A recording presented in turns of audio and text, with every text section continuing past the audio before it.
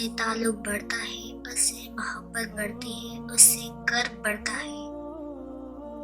قرآن مجید میں ارشاد ہے، اور تمہارے رب نے فرمایا ہے کہ مجھے پکارو، میں تمہاری دعا قبول کروں گا۔ حضرت عمر بن خطاب رضی اللہ تعالیٰ عنہ فرماتے کرتے تھے کہ مجھے اس کی فکر رہتی ہے کہ مجھے دعا کرنے کا اختتام ہو جائے، دعا کرنے کی توفیق مل جائے مجھے۔ اس کی پرواہ نہیں ہوتی کہ دعا قبول ہوگی یا نہیں ہوگی، اس لیے کہ جسے دعا کی توفیق مل گئی اسے یقین کر لینا چاہیے کہ اس کی دعا قبول ہی قبول ہے۔ جب اللہ پاک کہہ رہا ہے کہ مجھے پکارو، میں تمہاری دعا قبول کروں گا، تو قبولیت پر پھر شک کیسا؟ جب بندہ دعا کرتا ہے تو دعا کی قبولیت کے اثرات اسے نظر آتے ہیں، اسے کا یقین اور زیادہ بڑھ جاتا ہے، لیکن بعض اوقات بڑی بے توجہی کے ساتھ، بڑی ہی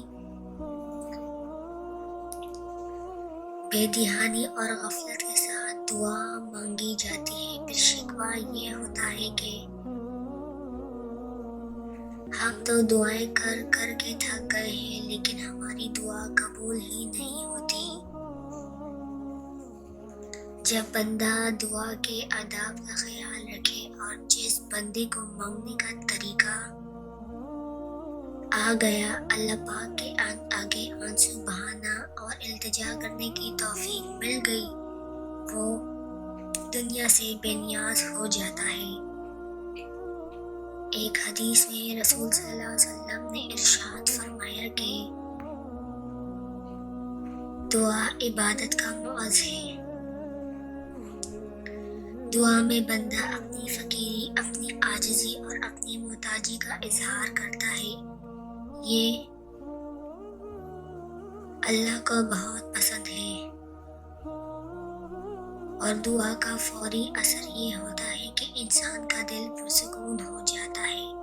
اللہ پاک سے رابطے کی مضبوط شکل دعا ہے، سب سے مؤثر وظیفہ دعا ہے، عبادت کا معز دعا ہے، اور تمام وظائف کی سردار دعا ہے۔ کتنے ہی لوگ ایسے ہیں جنہیں دعا مانگنے کی توفیق ہی نہیں ملتی، اور جیسے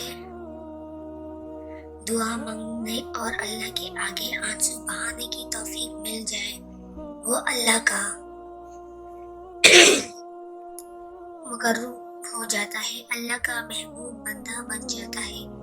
اس لیے حالات چاہے اچھے ہو یا برے،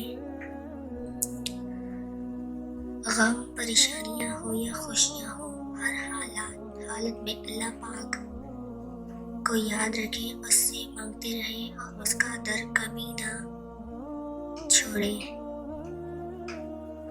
دعا مانگنے کے بعد یا کوئی بھی نیک اعمال کرنے کے بعد اللہ پاک کا شکر ضرور ادا کیا کریں کہ اللہ پاک نے مجھے نیکی کرنے کی توفیق عطا فرمائی۔ اللہ پاک ہمیں دعا مانگنے کی توفیق عطا فرمائے، آمین ثم آمین۔